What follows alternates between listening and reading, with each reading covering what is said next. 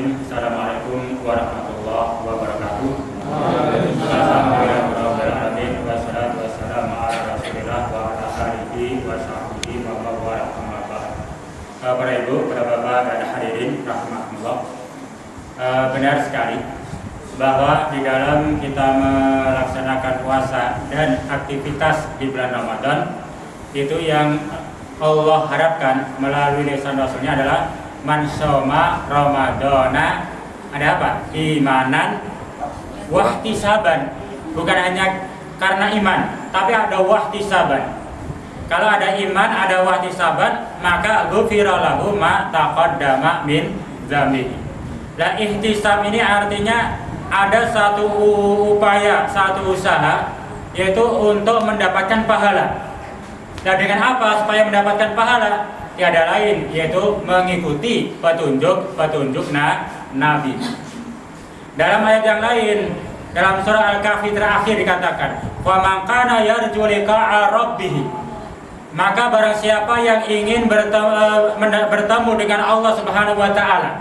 Artinya barang siapa yang ingin mendapatkan pahala dari Allah Subhanahu wa taala dari amal-amalnya, maka falyamal amalan salihah. Maka hendaklah dia beramal dengan amal yang soleh.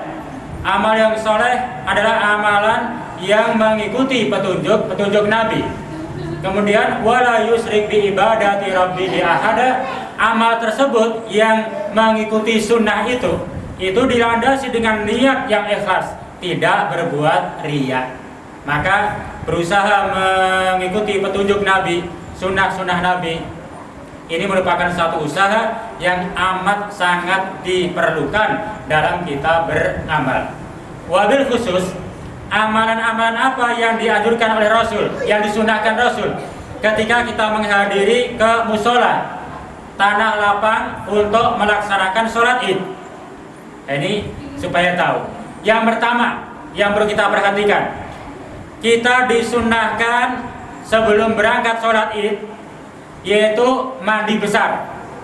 Punten, mandi besar atau sering disebut dengan mandi junub, keramas.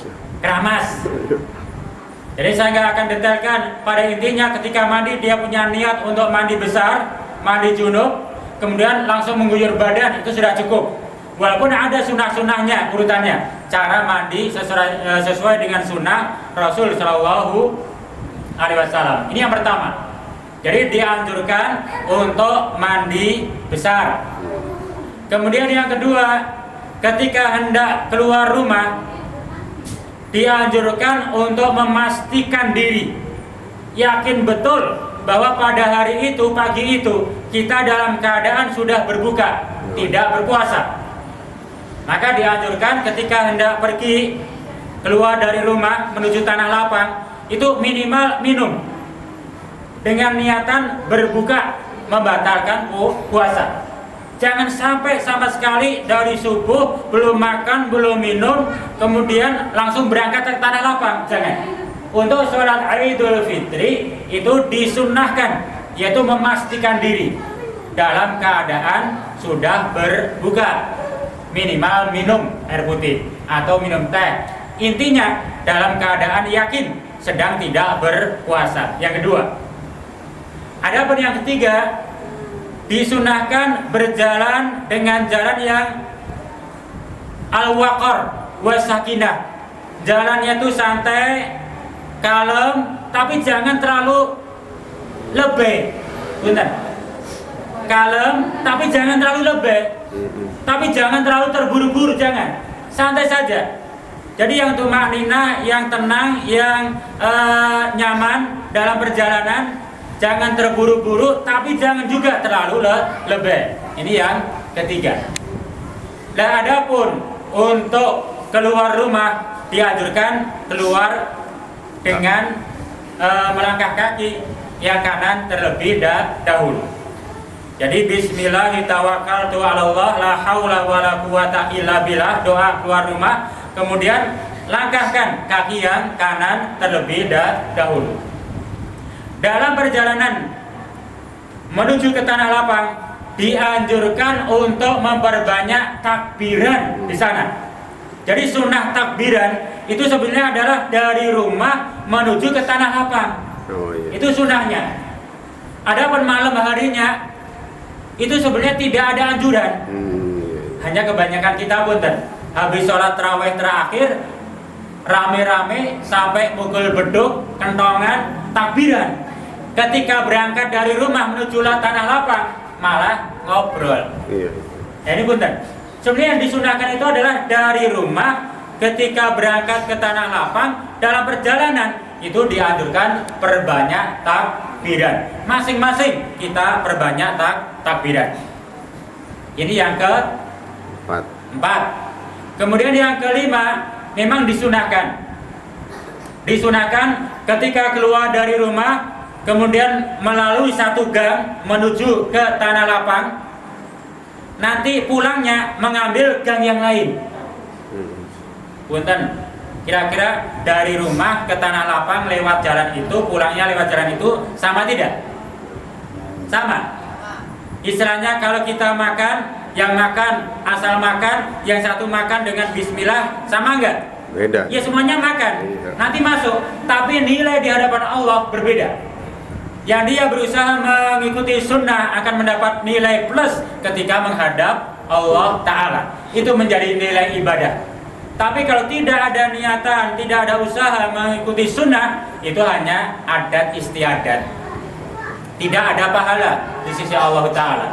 Maka keluar dari rumah, kemudian ambil gang satu menuju tanah lapang, pulangnya masih dalam keadaan takbiran, yaitu mengambil jalur yang lain. Ini adalah sunnah-sunnah ketika kita berangkat ke tanah lapang. Nah, adapun untuk pelaksanaan sholat id ini tidak perlu kita sampaikan, kita hanya jamaah makmum ikut apa baik kang dilakoni Pak Ustadz.